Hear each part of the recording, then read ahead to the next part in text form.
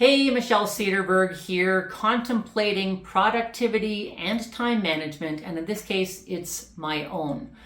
I don't know if you can relate to this, but we're hitting into Q2 of 2024, and all the goals and plans that I had kind of kicked into gear at the beginning of the year haven't progressed as well as I hoped that they would, despite the fact that I am ridiculously busy.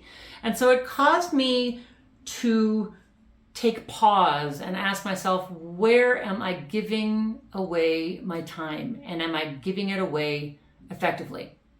I don't 100% have the answer to that. I'm a caregiver and an educator and a helper at heart, and so when people ask for my time, my default is typically to say yes, and sometimes that can be to the detriment of my own to-do list. I always think that it's a wonderful thing to be able to give of yourself when you can, but I also believe that if helping someone else is hurting you, it's not helping.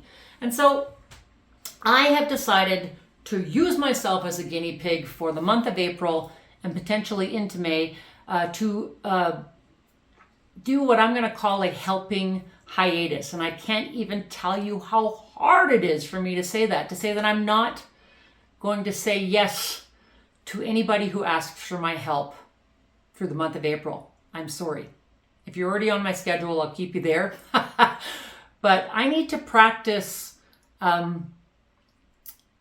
focusing on the things that are going to help drive my business forward in a reasonable way. And I also need to increase awareness around the things that I'm saying yes and no to and why. So I'm going to explore this topic through the month of April in my weekly messages, yes, but also on my YouTube through a series of shorts. I'm going to be talking about what I call productivity hangover. I'm going to be talking about the tendency to please people. I'm going to talk about how to say no effectively, how to help yourself understand that saying no doesn't mean forever. It can just be that you're going to pause in the assistance that you provide, and that every good pause like that is an opportunity for each of us to reflect and to determine what success looks like once we resume helping.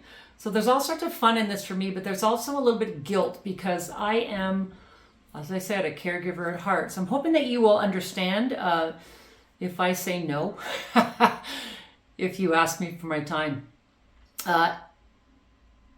I'm not going to call it selfish. I'm going to call it self-care.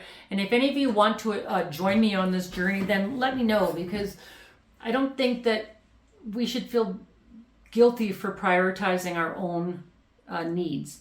I have some really great projects that I need to move forward in a positive way.